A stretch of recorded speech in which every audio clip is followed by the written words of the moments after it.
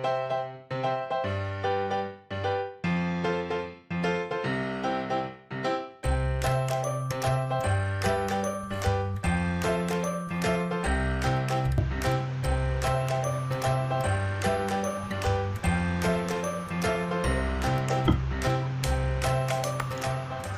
assalamualaikum warahmatullahi wabarakatuh. Kita masuki KD ke-9 di fisika kelas 11, yaitu tentang gelombang berjalan dan gelombang stasioner. Jadi, apabila kita tinjau berdasarkan amplitudonya, gelombang itu dibagi menjadi dua, yaitu gelombang berjalan dan gelombang diam. Nah, gelombang diam ini biasa juga disebut sebagai gelombang stasioner, biasa juga disebut sebagai gelombang berdiri. Nah, kita mulai dari gelombang berjalan. Apa itu gelombang berjalan? Gelombang berjalan merupakan gelombang yang amplitudonya tetap. Gelombang yang amplitudonya tetap. Nah, misalkan kita perhatikan ilustrasi berikut ini ya. Jadi ada sebuah tali. Nah, di ujungnya itu kita beri getaran. Nah, kemudian getaran ini merambat ke sebelah kanan.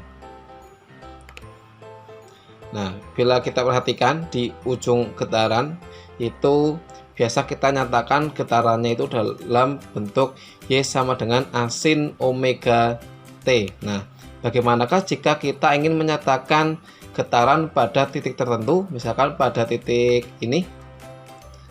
Nah, ini bagaimanakah kita menyatakan getaran pada titik tertentu? Kalau Y sama dengan A sin omega T itu kan menyatakan getaran pada sumbernya. Nah, sedangkan gelombang itu kan berjalan. Jadi getarannya itu sedikit berbeda dengan getaran sumber gelombang.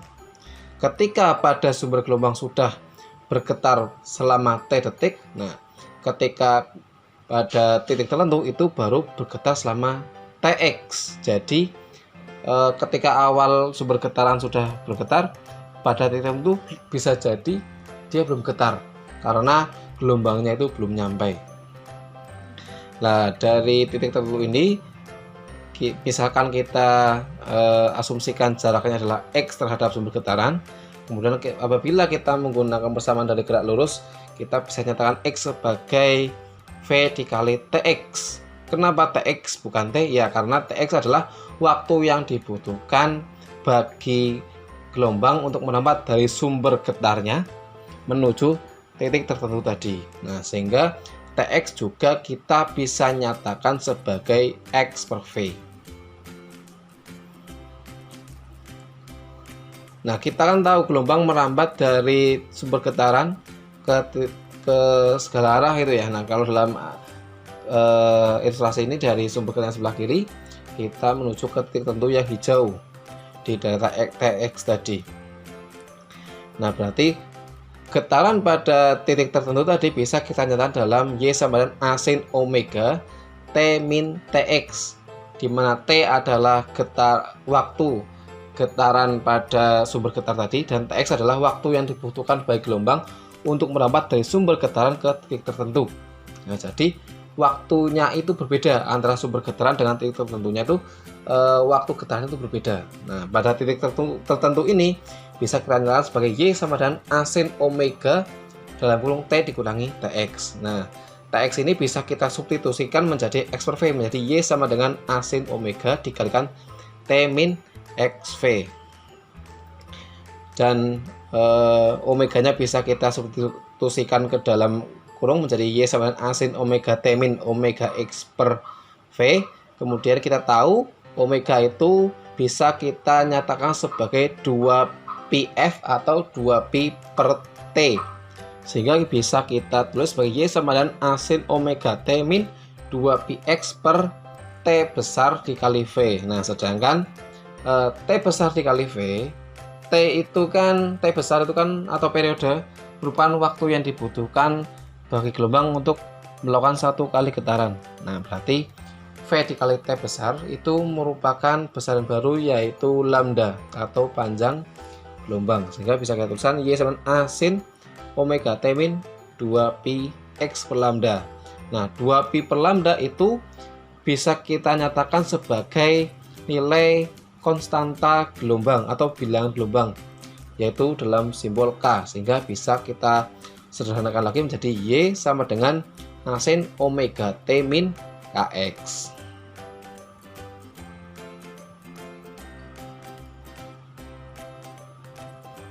Nah, sekarang apabila ternyata di awal getaran itu gelombang tidak dimulai dari titik origin atau dari titik kesetimbangan, nah maka bisa kita nyatakan sebagai Y sama dengan asin omega T min Kx ditambah theta, di mana theta itu menyatakan sudut awal dari gelombang.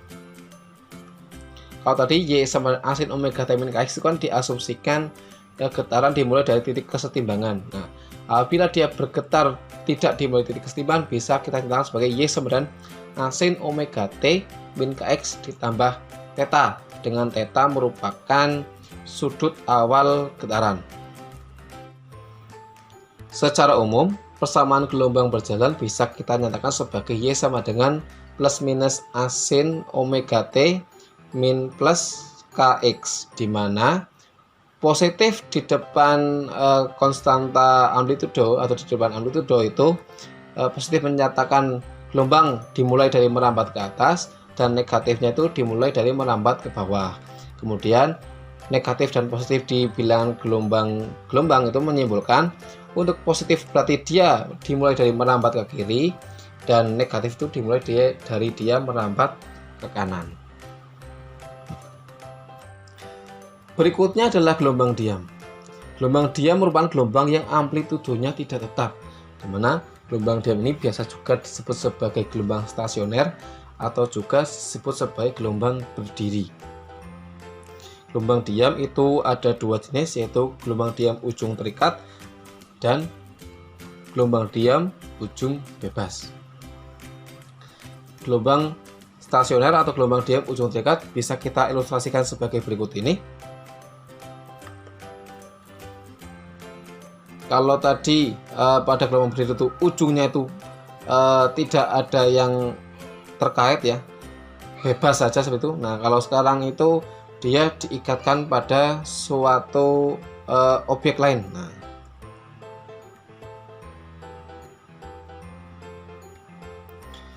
bisa kita bayangkan gelombang datang itu dari sebelah kiri ya, dengan persamaan Y sama asin omega T min Kx, sedangkan gelombang pantulnya itu kita nyatakan YP sama dengan asin omega T min Kx ditambah 180 derajat.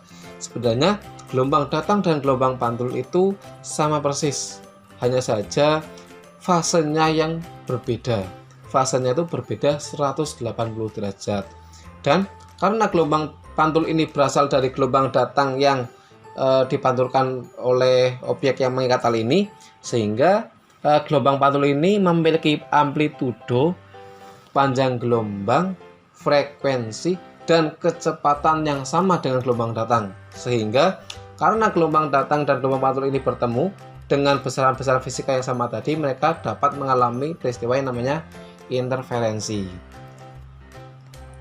Nah, bagaimanakah persamaan gelombang hasil interferensi antara gelombang datang dan gelombang pantul pada gelombang stasioner ujung terikat? Nah,